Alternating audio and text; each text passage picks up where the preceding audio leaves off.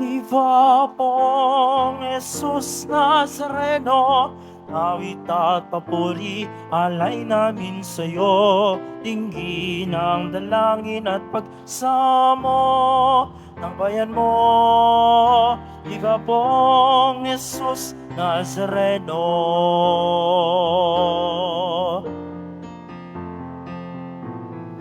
Tayo ngayon ay magtipon, sambahin ang poon. Magtibang tayo sa ating debosyon, purihin ang Panginoon.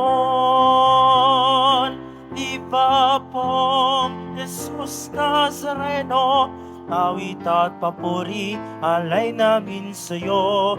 Dinggin ang dalangin at pagsamo ng bayan mo. Viva pong Jesus Nazareno.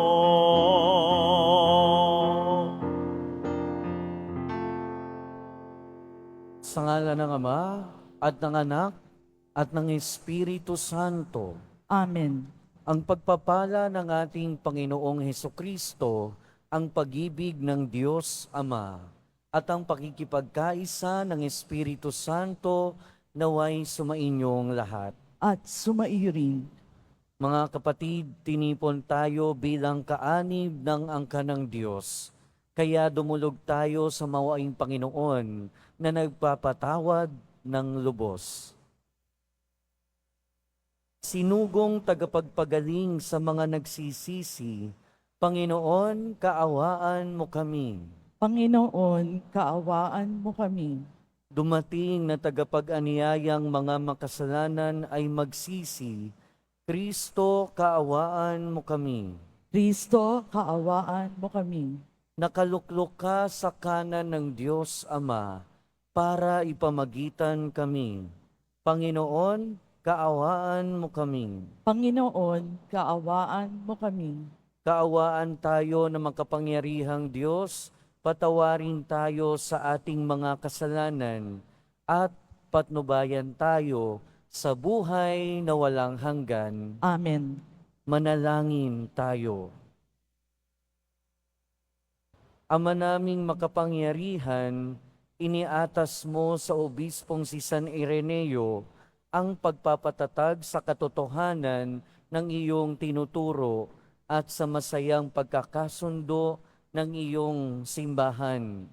Ipagkaloob mo bilang tugon sa kanyang pagdalangin na kaming dinudulutan mo ng pagbabago, bunga ng pananalig at pag-ibig, ay maging laging masigasig sa pagpapaunlad ng pagkakaisa at pagkakasundo sa pamamagitan ni Hesukristo kasama ng Espiritu Santo, magpasawalang hanggan. Amen. Magsiyo po muna ang lahat.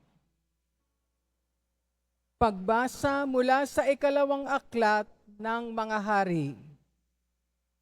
Nang ikasampung araw ng ikasampung buwan ng ikasyam na taon ng paghahari ni Sedekias, tinipon ni Nabucodonosor ang buo niyang hukbo. Kinubkob nila ang Jerusalem at pinaligiran ang mga bantayan. Ang pagkubkob nila ay tumagal ng may 2 taon. Nang ikasyam na araw ng ika-4 na buwan ng pagkubkob sa Jerusalem, umabot na sa sukdulan ang tagutom sa buong lungsod. Noon nabutas ang isang bahagi ng pader ng lungsod. Nang makita ito ni Haring Sedekias, kinagabihan ay tumakas siya patungong Araba, kasama ang kanyang mga kawal. Doon sila dumaan sa pintuan ng 2 pader, malapit sa hardin ng palasyo. Ngunit ang lungsod ay naliligid ng mga Kaldeyo. Tinugis sila ng mga ito at inabutan sa kapatagan ng Jericho. Kaya nagkanya-kanyang takas ang kanyang mga tauhan. Nabihag si Sedekias at iniharap sa hari ng Babylonia na nasa Ribla at doon siya hinatulan. Pinatay nila sa harapan ni Sedekias ang mga anak nito. Tinukit ang mga mata at gapos ng tanikalang dinala sa Babylonia. Nang ikapitong araw ng ikalimang buwan ng ikalabinsyam na taon ng paghahari ni Nabucodonosor, pinasok ni Nabuzaradan ang Jerusalem, kapitan ng kanyang mga tanod. Sinunog niya ang templo, ang palasyo, at ang lahat ng bagay doon. Wala siyang itinira. Ang mga pader ng lungsod ay giniba naman ng mga kawal na kasama ni Nabuzaradan. Dinala niyang bihag ang natitira pang Israelita, pati ang mga sumuko sa hari sa Babylonia. At iniwan lamang niya roon ay ang ilang mahihirap upang magbungkal ng lupa at mag-alaga ng mga ubasan. Ang salita ng Diyos. Salamat sa Diyos.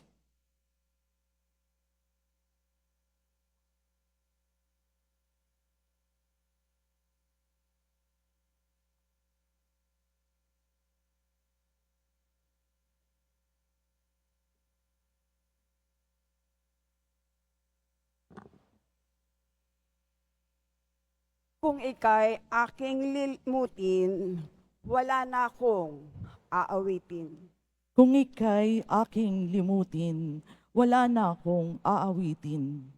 Sa pampang ng mga ilog nitong bansang Babylonia, kami rooy nakaupong tumatangis sa tuwina. Ang iniwan naming Siyon ay aming maaalala sa sanga ng mga kahoy sa tabi ng ilog nila. Sinasambit doon yaong dala naming lira. Kung ika'y aking limutin, wala na akong aawitin. Sa amin ay inyutos, nang sa amin ay lumupig. Naaliwin namin sila ng matamis naming tinig. Tungkol sa Siyon, yaong paksa niyong nais nilang awit.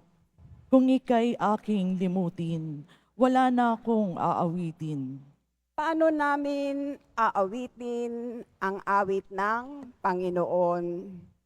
Samantalang bilang kami ng bayan doon. Ayaw ko nang ang lira ko'y hawakan pa at tugtugin. Kung ang bunga ng sa pagtugtog, limutin ang Jerusalem. Kung ika'y aking limutin, wala na akong aawitin. Di na ako aawit pa kung ang lundong sasapitin. Sa isip ko't alaala, ika'y ganap na limutin. Kung ang kaligayahan mo ay hindi ko hahangarin. Kung ika'y aking limutin, wala na akong aawitin. Magsitayo na po ang lahat.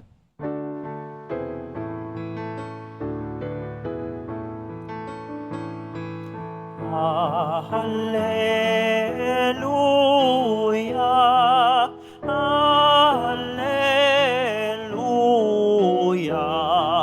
hallelujah, hallelujah.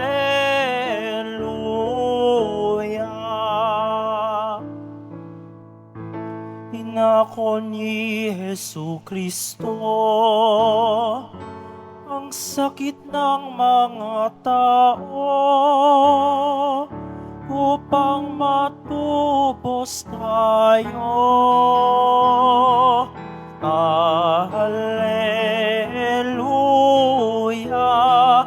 hallelujah, hallelujah, hallelujah.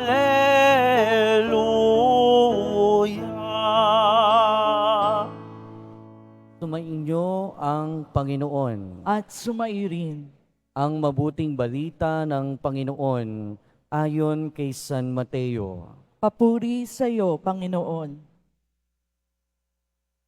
Nang makababa si Jesus mula sa bundok, sinundan siya ng napakaraming tao. Lumapit sa kanya ang isang ketongin at lumuhod sa harapan niya. Ginoo, ang wika niya, kung ibig po ninyo, ako inyong mapagagaling. Hinipo siya ni Jesus at sinabi, ibig ko, gumaling ka, at pagdakay nawala ang kanyang ketong. Huwag mo itong sasabihin kanino man, bilin ni Jesus. Pumunta ka at pasuri sa saserdote. Pagkatapos maghandog ka ng haing iniuutos ni Moises bilang patotoo sa mga tao na magaling ka na. Ang mabuting balita ng Panginoon. Pinupuri ka namin, Panginoong Heso Kristo. Magsiupo muna ang lahat. Welcome po sa Minor Basilica and National Shrine of Jesus Nazareno at magandang umaga sa inyong lahat. Ngayon po ay Friday and Friday is Quiapo Day, araw ng ating pagdedebosyon sa mahal na poong Jesus Nazareno, kaya siya ay pasalamatan natin. Ngayong araw din ay pinagdiriwang natin, iginugunita natin ang kapistahan ni San Ireneo, obispo at martir. Si San Ireneo, konti lang yung nalalaman natin tungkol sa kanya. Kasi nabuhay siya around 100 years pagkatapos umakyat sa langit ng ating Panginoong Hesukristo.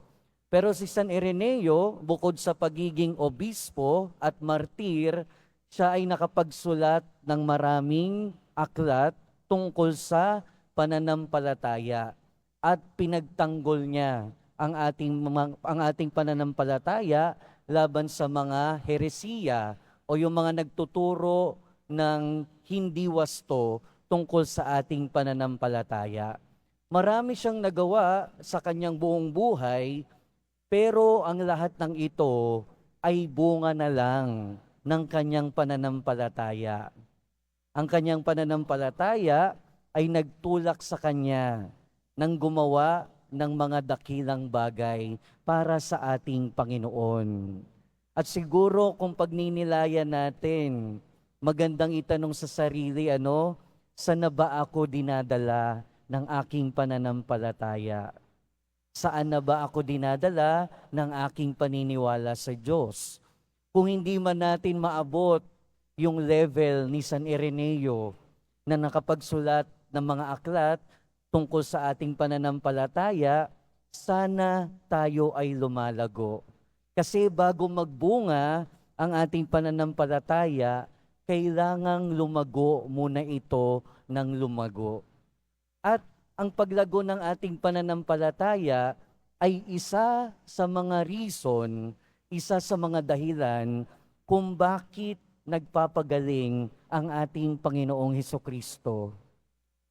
Karaniwan, ang karanasan ng pagpapagaling ng ating Panginoong Hesukristo ay dahil sa kanyang awa at malasakit sa kanyang kapwa.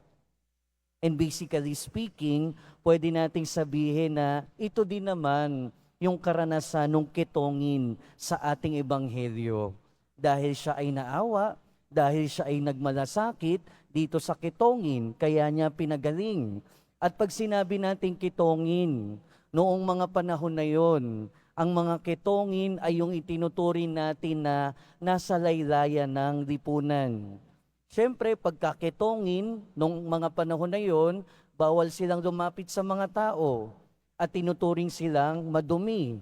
Tinuturing ka na ngang madumi, bawal ka pang lumapit sa tao, bawal kang lumapit sa templo, bawal kang pumasok sa templo, and so talagang nararamdaman na nila na sila ay hindi kasali, na sila ay malayo sa mga tao, na sila ay nasa laylayan ng lipunan. Pero si Jesus o ang kitonging ito ay naglakas loob no lumapit sa ating Panginoong Hesukristo. Pero bukod sa awa at malasakit na ipinadama ng ating Panginoon sa taong may sakit na ito, isa sa mga dahilan kaya niya pinagaling ang taong ito ay para ang kitongin na ito ay hindi lang para gumaling at bumalik sa kanyang komunidad, pero para lumalim din ang kanyang pananampalataya, para magkaroon siya ng mas malalim na pananampalataya sa ating Panginoong Hesukristo. At sa karanasan natin sa ating buhay, siguro hindi lang natin napapansin o siguro hindi lang natin nalalaman, pero maraming kilos ang ating Panginoon sa ating buhay na dapat nagpapalalim ng ating pananampalataya. Sa bawat panalangin natin na natutupad, sa bawat paggaling na ating nararanasan, sa bawat biyaya na ating tinatanggap, saan kaya tayo dinadala ng mga iyon? Supposedly, sa mas malalim na pananampalataya. Minsan kasi, imbis na mapalalim nito ang ating pananampalataya, imbis na mas mapalago tayo ng ating pananampalataya sa ating Panginoon, minsan naghihinto na doon sa pagtupad na lang, sa pagpapasalamat na lang. Binigyan tayo ng blessing, edi thank you. Binigyan tayo ng kagalingan, edi thank you. Pero hanggang doon na lang. Minsan nami-miss out natin yung mas mahalagang yugto, yung mas mahalagang bahagi ng ating pananampalataya. At yon ang pagpapalalim ng ating pananampalataya. At yun yung naging problema ng mga Hudyo na pinapakita sa ating unang pagbasa. Narinig natin na kung paanong yung hari, ay napasakamay ng mga ni Haring Nebuchadnezzar, ang hari ng Babylonia. At itong mga pangyayaring ito ay yung exile na. Pinagindapat ng Panginoon ng mga Israelita na sila ay mapasakamay ng mga kalaban. Pero hindi dahil pinarurusahan sila ng Panginoon. Hindi dahil pinababayaan sila ng Panginoon. At lagi nating tatandaan na ang Diyos ay hindi Diyos na nagpaparusa. Ang Diyos ay hindi Diyos na nagpaparusa at nagpapabaya. Dahil minsan, ang ating karanasan sa buhay ay bunga din ng ating pagtanggi sa grasya ng Diyos. Sa grasya na mapalalim ang ating pananampalataya. Yung narinig natin tungkol sa hari ng Israel ngayon ay bunga na lang ng mahabang pagsuway nila. Mula sa pagkatapos ng haring si David kay Solomon hanggang sa mga sunod-sunod na mga hari at bayan na sumusuway sa Diyos. At ano na yung naging bunga ng kanilang pagtanggi sa pagpapalalim ng kanilang pananampalataya? Ang naging bunga ay sila ay nangalat. Hinayaan ng Diyos, pinaging dapat ng Diyos na sila ay mapasailalim ng kanilang mga kaaway. Pero ang lahat ng ito ay hindi ang Diyos ang may gawa. Consequence na lang ito ng kanilang mga gawain. At ito rin yung isa sa mga sinasabi sa atin ngayon, na kung tatanggihan natin ang paglago ng ating pananampalataya, huwag na tayong magtaka kung makakaranas tayo ng paghihirap. Huwag na tayong magtaka kung makakaranas tayo na para bagang pinarurusahan tayo ng Diyos. Hindi tayo pinarurusahan ng Diyos. Ang totoo niyan, paraan nito ng Diyos para tayo ay maibalik sa ating pananampalataya at mapalalim ito. Dahil ngayon, wala naman ang ketong. Madali nang gumaling ang ketong ngayon. But in one way or another, nakakaranas pa rin tayo ng ketong. Sa paanong paraan? Sa ketong na pang-espiritual. sa pananatili natin sa ating mga kasalanan, sa pananatili natin sa ating mga pagkakamali. Pero pinaalalahanan tayo ng ating mga pagbasa na kung nakakaranas tayo ng mga ketong sa ating buhay, nariyan pa rin ang Panginoon para pagalingin tayo.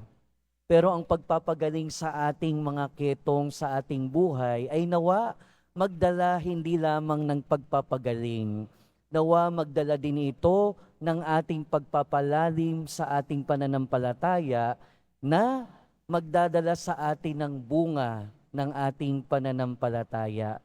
At nawa, sa pagdala nito sa ating bunga, sa pagdulot nito sa bunga ng ating pananampalataya, tayo rin ay maging instrumento ng pagpapagaling sa ating kapwa.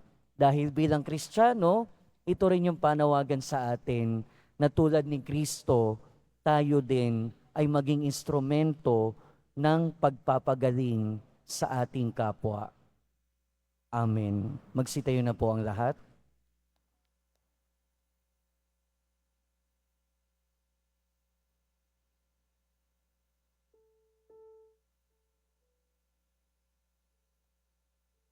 Minamahal kong mga kapatid, tulad ng kitongin sa Ebanghelyo na humihingi ng saklolo para gumaling, lumapit tayo ngayon ng may pananalig sa ating Amang nasa langit upang bibigyang pansin niya ang ating mga panalangin.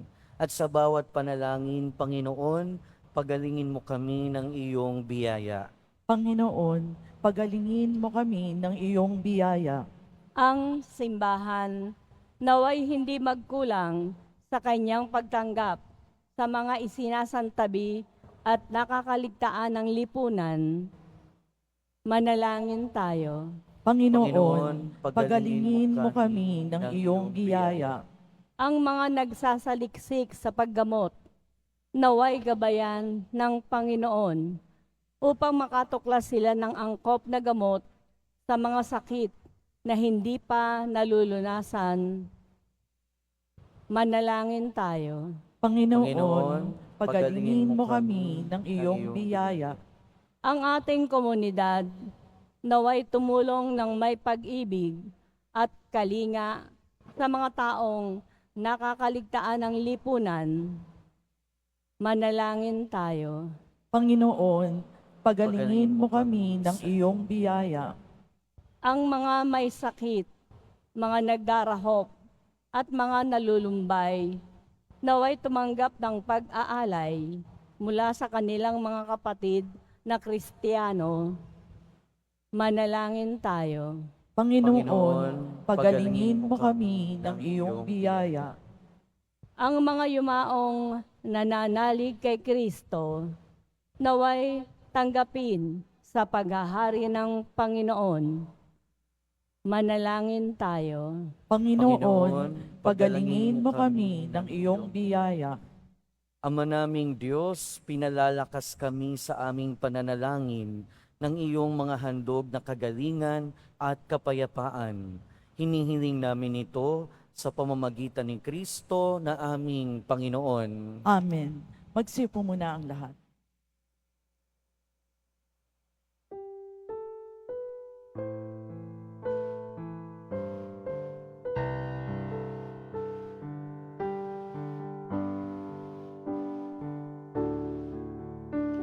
Jesus Nazareno, alak at tinapay sa tanaw ay nagbibigay buhay, biyayang kaloob mo ay aming inialay, aming hiling pagpapalat, buhay na dalisay.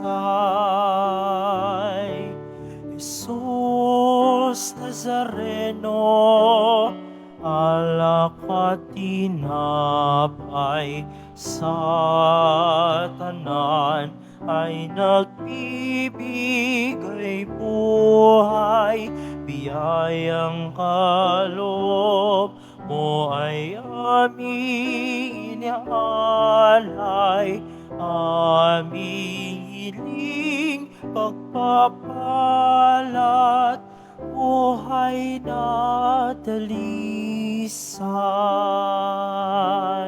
Magsitayo na po ang lahat.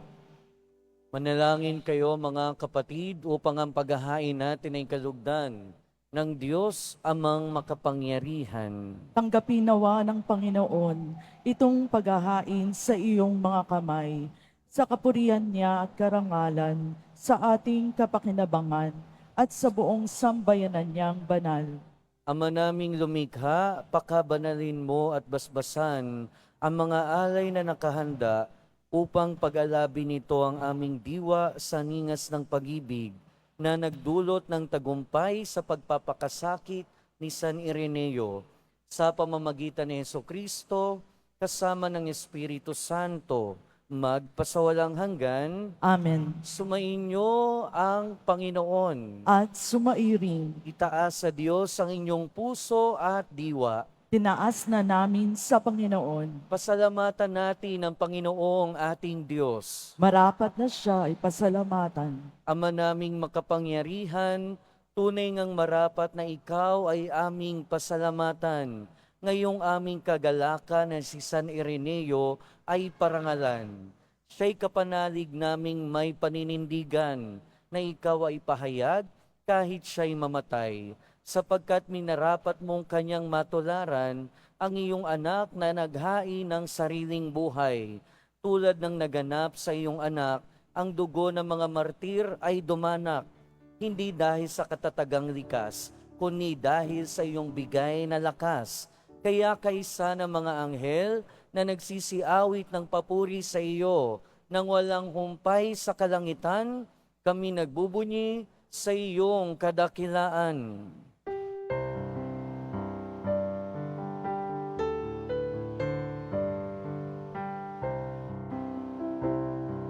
Santo, Santo, Santo, Panginoong Diyos ng mga hukbo, napupuno ang langit at lupa ng kadakilaan mo. Hosana sa kaitaasan, pinagpala ang naparirito sa ngalan ng Panginoon. Hosana sa kaitaasan. Magsilud po ang lahat. Ama naming banal, ikaw ang bukal ng tanang kabanalan. Kaya't sa pamamagitan ng iyong Espiritu, gawin mong banal ang kaloob na ito, upang para sa aming maging katawan at dugo ng aming Panginoong Hesukristo. Bago niya pinagtiis ang kusang loob na maging handog, hinawakan niya ang tinapay, pinasalamatan kaniya, pinaghati-hati niya iyon, iniabot sa kanyang mga alagad at sinabi, "Tanggapin ninyong lahat ito at kanin. Ito ang aking katawan na ihahandog para sa inyo."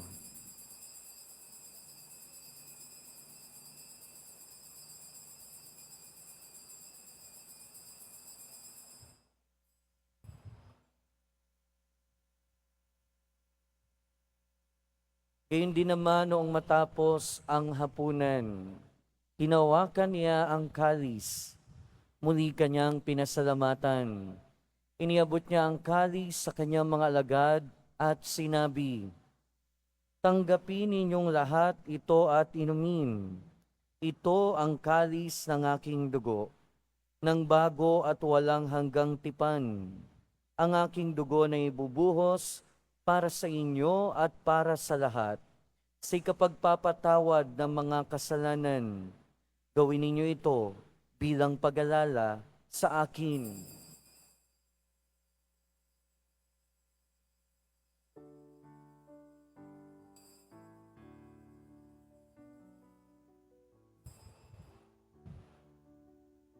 Magsitayo na po ang lahat.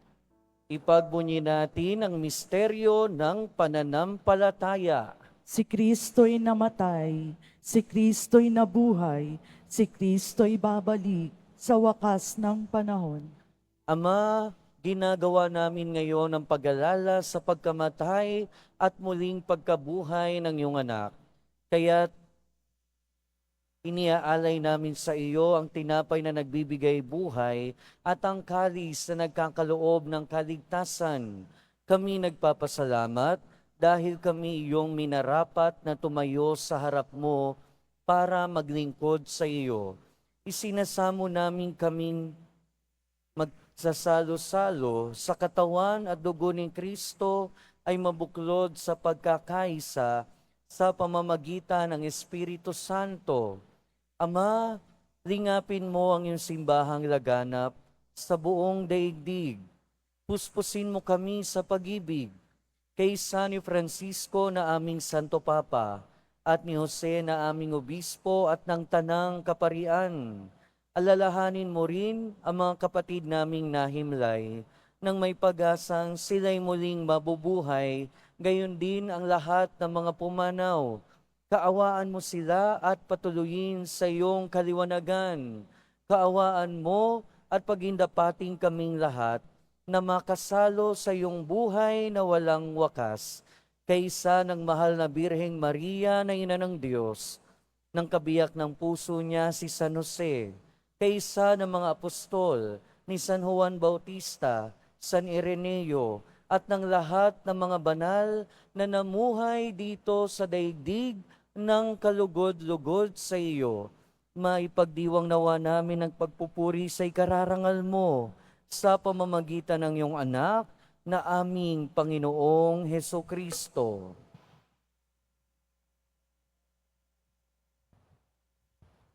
Sa pamamagitan ni Kristo, kasama niya at sa Kaniya, ang lahat ng parangal at papuri ay sa iyo, Diyos amang makapangyarihan, kasama ng Espiritu Santo, magpasawalang hanggan. Amen. Amen. Amen. Amen.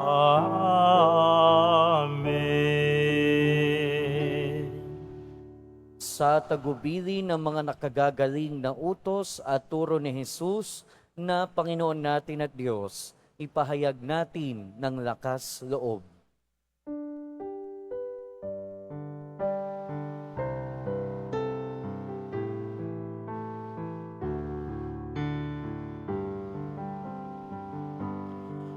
Ama namin, sumasalangit ka. Sambahin ang ngalan mo. Mapasamin ang kaharian mo. Sundin ang loob mo. Dito sa lupa para ng sa langit.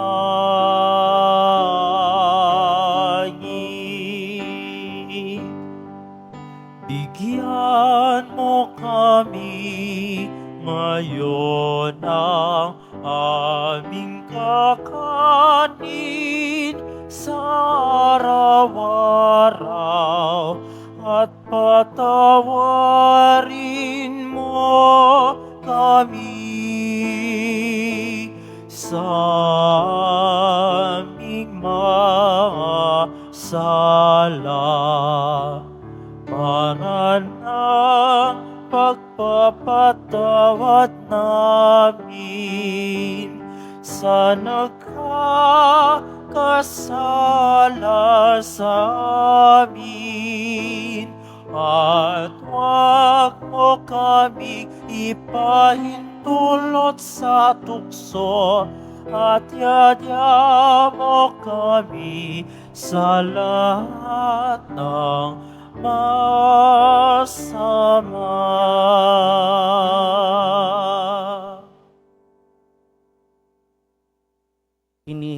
namin kami edya sa lahat ng masama, pagkalooban ng kapayapaan araw-araw, iligtas sa kasalanan at ilayo sa lahat ng kapahamakan, samantalang aming pinananabikan ang dakilang araw ng pagpapahayag ng tagapagligtas naming si Heso Kristo. Sapagkat iyo ang karian at ang kapangyarihan at ang kapurihan magpakailanman. Amen. Panginoong Kristo, sinabi mo sa iyong mga apostol, kapayapaan ang iniiwan ko sa inyo, ang aking kapayapaan ang ibinibigay ko sa inyo. Tunghayan mo ang aming pananampalataya at huwag ang aming pagkakasala.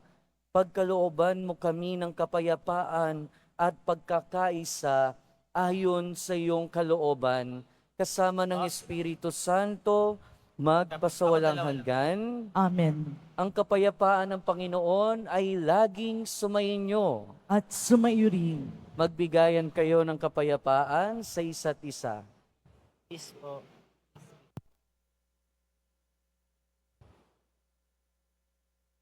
Kordero ng Diyos na nag-aalis ng mga kasalanan ng sanlibutan, maawa ka sa amin. Kordero ng Diyos na nag-aalis ng mga kasalanan ng sanlibutan, maawa ka sa amin.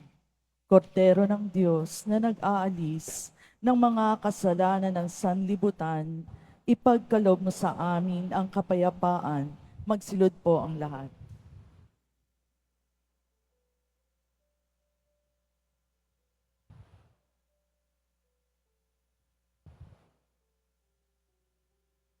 Ito ang kordero ng Diyos. Ito ang nag-aalis ng kasalanan ng sanlibutan. Mapalad ang mga inaanyayahan sa kanyang piging. Panginoon, hindi ako karapat-dapat na magpatuloy sa iyo, ngunit sa isang salita mo lamang ay gagaling na ako.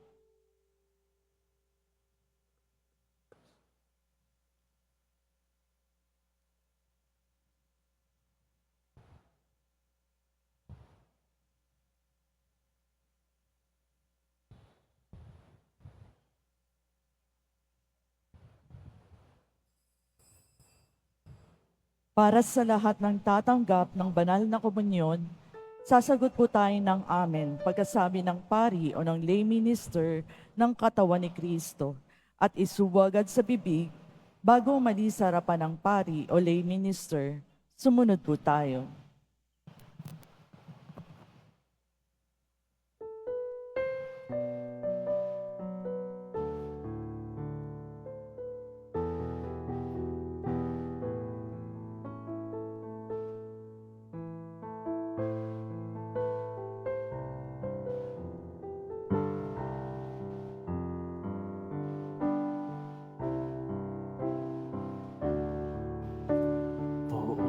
Poong Jesus Nazareno, salamat po sa pag-ibig mo.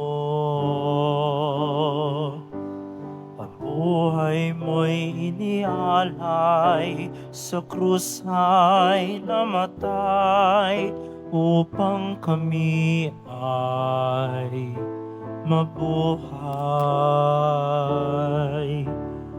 Poong Jesus Nazareno, patawad po sa mga kasalanan ko. Ang buhay ko'y iaalay, ang lahat ay ibibigay. Puso ko'y sa'yo lamang habang buhay.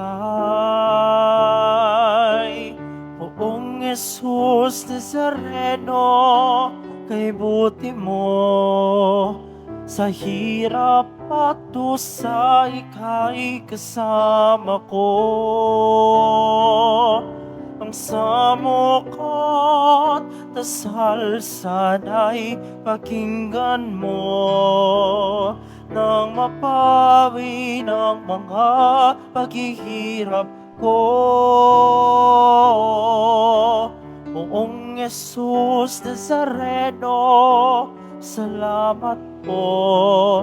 Ang iyong pagmamahal ay nadarama ko. Ngayon at magpakailanman, ika'y purihin ko.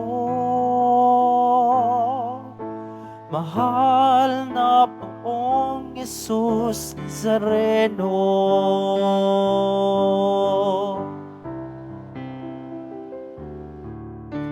Poong Jesus Nazareno, kalugdan po ninyo itong kahilingan ko. Mabuhay ng mapayapa, ilayo sa lahat ng masama. Kaawaan niyo po kaming umasa. Poong Jesus Nazareno, patnubayan niyo po nawat gabayan ako. Iligtas sa kapahamakan at tiyak na kamatayan, huwag po ninyo kami papabayaan. Poong Jesus Nazareno, kay buti mo, sa hirap at dusa ika'y kasama ko. Ang samo ko't dasal sana'y pakinggan mo, nang mapawi ng mga paghihirap ko. Poong Jesus Nazareno, salamat po.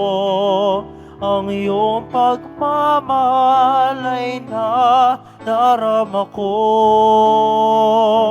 Ngayon at magpakailanman, ika'y purihin ko. Mahal na Poong Jesus Nazareno.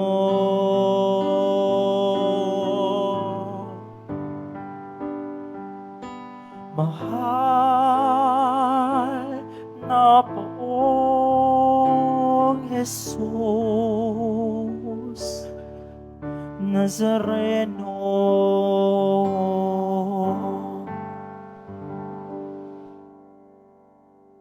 Mabibili pa rin po ang opisyal na imahen ni Jesus Nazareno. Ang mga ito po ay mabibili lamang sa ating Parish Finance Office. Pagkatapos ng misa, wiwisikan po ang lahat ng banal na tubig. Pinakikiusapan ng lahat na manatili lamang muna sa inyong mga lugar. Tanging sa Quezon Boulevard o sa Plaza San Juan lamang ang labasan ng lahat. Sumunod po tayo. Maraming salamat po sa inyong pagdalaw at pagsisimba sa Basilica Menor at Pambansang Dambana ni Jesus Nazareno. Magsitayo na po ang lahat. Manalangin tayo.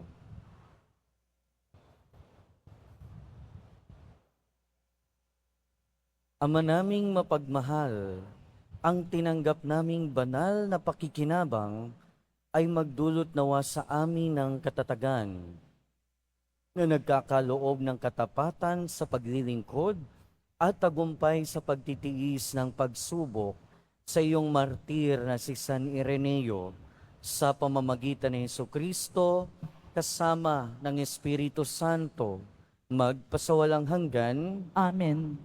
Sumainyo ang Panginoon. At sumaiyo rin. Mahal na Poong Jesus Nazareno, inihayag mo sa pamamagitan ng krus ang walang maliw na pag-ibig ng Diyos sa sangkatauhan. Pakinggan mo ang kahilingan ng iyong angkan na nagsusumamo sa iyo. Makamtanawa nila ang iyong katugunan at tanggapin ang kasagutan na may utang na loob na tinatanaw. Basbasan din po ninyo ang mga dala-dala nilang mga imahen at dasalan sa pamamagitan ng bendisyon nito. Naway maalala nila ang mga pangako nila noon sa binyag, na ikaw lamang ang kanilang iibigin at paglilingkuran bilang Panginoon, magpasawalang hanggan. Amen. At pagpalain kayo ng makapangyarihan at mapagmahal na Diyos, ng Ama at ng Anak at ng Espiritu Santo. Amen. Pumayo kayong taglayang kapayapaan at pag-ibig ng Poong Jesus Nazareno. Salamat sa Diyos.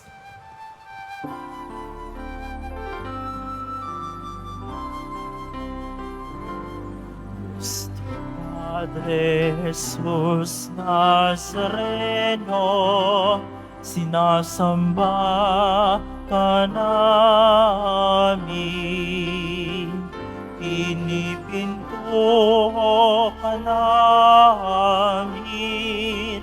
Paral mo ang aming buhay at kaligtasan. Nuestro Padre Jesus Nazareno, iligtas mo kami sa kasalanan. Ang krus mong kinamatayan ay sagisag ng aming kaligtasan. Nuestro Padre Jesus Nazareno, dinarangal ka namin. Nuestro Padre Jesus Nazareno, dilulwalhati ka namin. Nuestro Padre Jesus Nazareno, dinarangal ka namin. Nuestro Padre Jesus Nazareno, dinulwalhati ka namin.